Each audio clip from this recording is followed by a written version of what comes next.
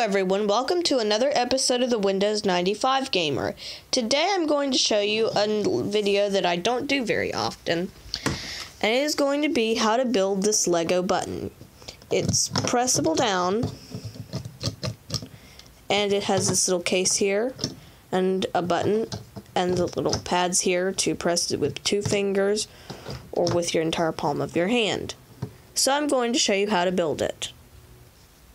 So first you want to start off with something a little like this. A 6x6 plate, and then one of these little peg Legos, they look like this, and you put this directly in the middle.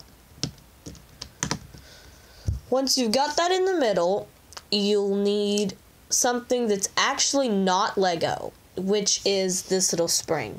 Now, I have no idea where to find this because my brother found it, but you can, I guess you can have an ink pen spring or whatever, and for these Lego tutorials, I don't have many of these Legos sometimes that they put in tutorials, so if you don't have this spring, it's okay, but it's the only thing that I know right now that'll work. It can be smaller, it can be bigger, as long as it's just a spring.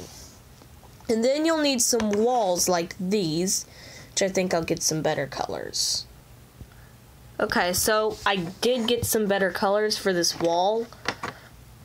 And so you just apply this really randomly anywhere. And about the spring again, you need to put it on top of the peg, as you can see there. And then I also have another one of these walls, and you can put this on, and it does help for better button pressing, so I do recommend it, but it's not really required. A 2x2 flat top with a smooth top, that's not required. You can use other Legos if you want. But then you're going to need a wall exactly like that, and this one isn't really in that spirit either. So let's change it. And colors don't matter. You can make this any color you want. That's fine with me. So then you just apply this on the opposite side of things. And it should look something like this. And then you're going to need little separators like these, which I want to be yellow anyway. But the only problem is I don't have a yellow one for this one, so let me change that. Alright, well, I did find another piece. So let's just apply that there.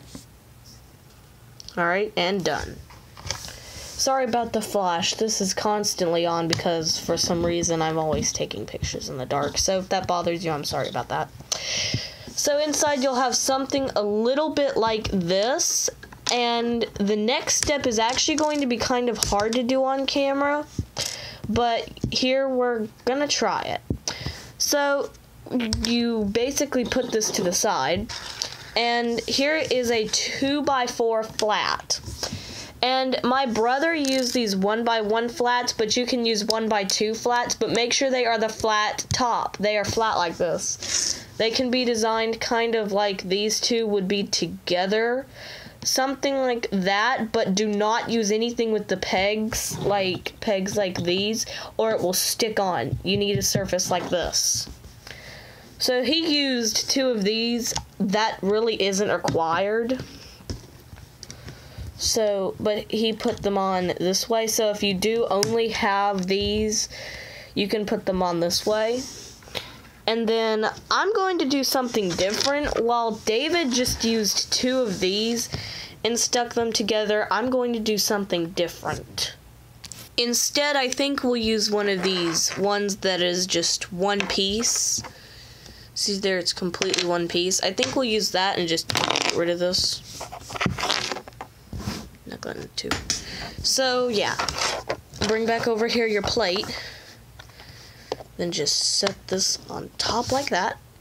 And then it should be like this. And then the next part, which you move this to the side again, requires a 6x6 again for best results. And then you're going to want to put on the 1x6 flat top. And if you want, you can do this in separate colors, which this is a good idea to do, and I'll show you later. And then this is actually not required, to be honest. It's just so you can press with your fingers and it feels easy. And then you put on this little circular 4x4 flat, And then you can get this in a Star Wars set, and I got this from a Star Wars set I had long ago, but it's like this little dome that goes over it. You do not have to do this, since I don't know the set that comes with this. You do not have to do this. You can just do that and just flat top it, but this is the best pressing way. But you really don't have to do it for people who don't have many Legos like I used to be. Looks like our spring has fallen over. And now is when it all starts coming together. So what you want to do is, this is going to be the really hard part. So wait right here. There. So as you can see, now that I have both hands, because this is requiring both hands, you want to put this in like this on top of the spring, and then hold that down while you apply the same color pattern as this for the finger grip if you want. You don't have to, but it's easier to put on the lid. This is why I did different colors.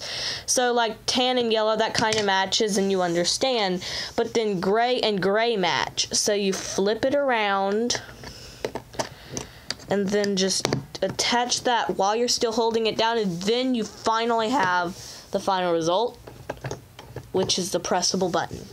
And then after that, all you have to do is apply this little top up here to that, kind of similarly like that.